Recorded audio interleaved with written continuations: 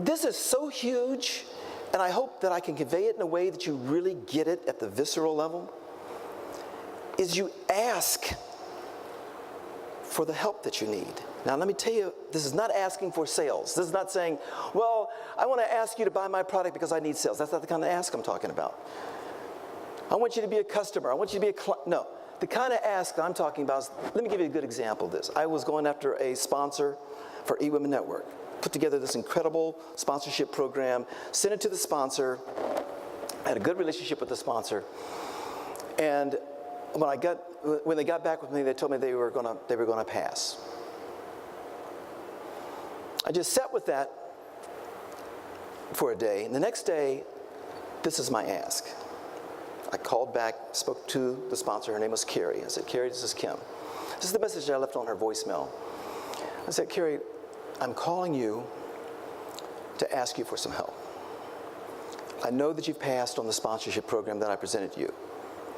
Where I need to help Carrie is in putting together the right kind of plan. And I could really use your help to share with me what I did wrong. What did I do wrong? Would you mind just taking a few minutes with me and just coach me and tell me what I could have done to make this better? I am not trying to get you to buy it now. I just need the help. She called me back. It was a money issue. She says, money. Are you saying to me, Carrie, that if I could give you what I have in that proposal, but reduce the money down to, at that time, I think it was like $60,000. I was going for $100,000. You know, if I could bring it down to $60,000, but she says, we do it. Ask.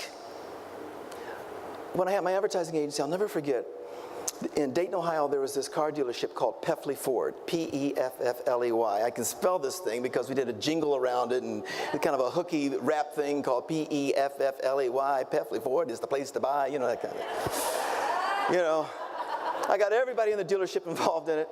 But I'll never forget when I called him, this guy, at that time I was in my early 30s, and this guy looked like he was 75, a crusty, you know, it's the standard guy who stands out there very stiff in front of the cars. We got the best price, selection, value, just stand in front of the car and do that.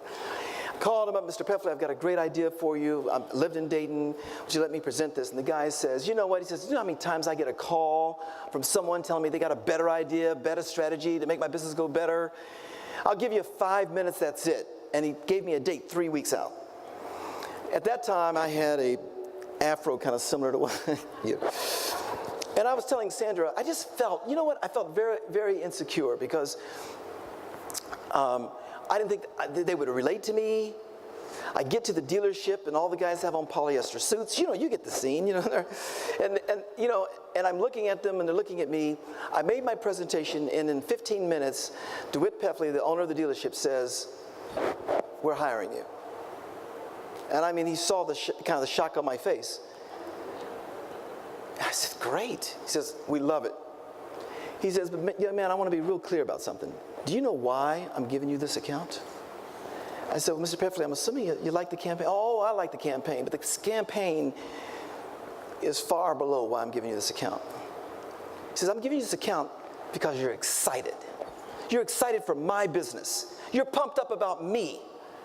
You're here because you took the time to put together this campaign, and you're making me feel good about who I am and what we're about. And I want that excitement in my dealership. When you ask, whether you're asking them for the help or you ask the client, why did you hire me? Why did you choose me? What is it about what I'm doing that you value the most? Ask both ways. Ask why you didn't get it and what you're doing wrong. Give people the permission to say, you don't need to buy from me. It's okay, I'm gonna let it go. Just, can we have a different conversation? I just wanna know what I'm doing wrong. And be open to that. And don't defend that, just let them tell you. And ask on the other side, why did you choose me?